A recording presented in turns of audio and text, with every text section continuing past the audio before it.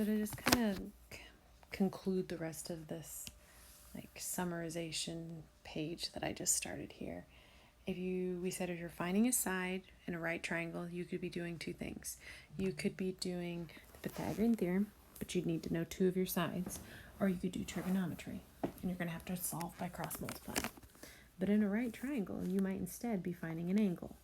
If that's the case, you will have to, that was weird, you will have to solve using inverse, which is what we're, sorry, I'm trying to find the color I want, which is what we're about to do. So I'm actually going to skip down to number 14. We're going to find angles. You're going to have to do inverse. It's still SOHCAHTOA.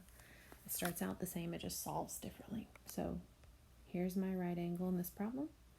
Across from the right angle is the hypotenuse. This is the angle. Remember, I replaced the question mark with an X. Across from the X makes 15 my opposite leg. Next to the X, this leg would be the adjacent leg that nobody cares about. So I'm going to say sine, and then I'm going to write my angle. In this case, my angle is an X. Then I'll set it equal to a fraction. The fraction is opposite over hypotenuse. Then I'm going to solve. Now this is when you do not cross multiply. Angles can only be found by taking the inverse of both sides. So X will be found by taking the sine inverse of the fraction 15 over 16. So some calculators, that is a very straightforward process. Sine inverse 15 over 16.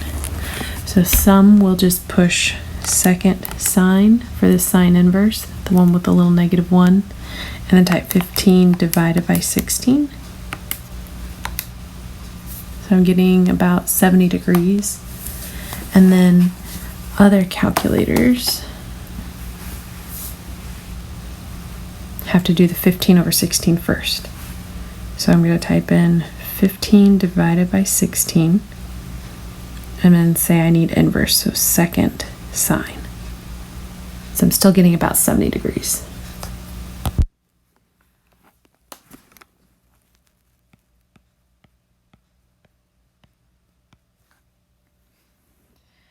$15 is going to be similar. I'm going to notice I'm finding an angle. So this is a right triangle that I'm finding an angle in, so I do need to care about the fact that this would be my hypotenuse. And then if my angle's here, across from the angle is the opposite leg, but right next to the angle is the adjacent leg. So I'm not using the hypotenuse. It's going to have to be a tangent ratio, TOA. So I'm going to write tangent of my angle is equal to the opposite leg over the adjacent leg. And since I want to know what x equals, I don't just want some ratio, I do need to solve by inverse. So x will be found by taking tangent inverse of the fraction 14 out of 42.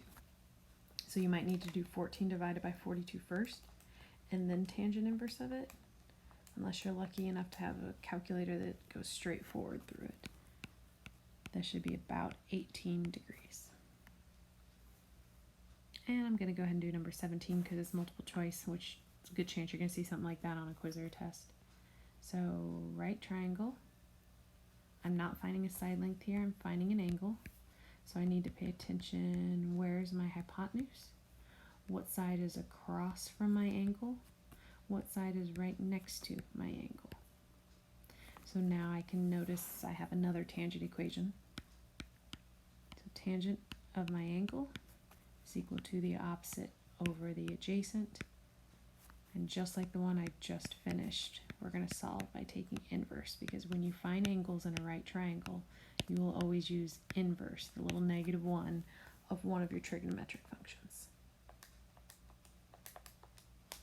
And I'm getting about 40 degrees. So that means D would have to be our answer. So I do kind of like having the summarization up here of what am I trying to find and what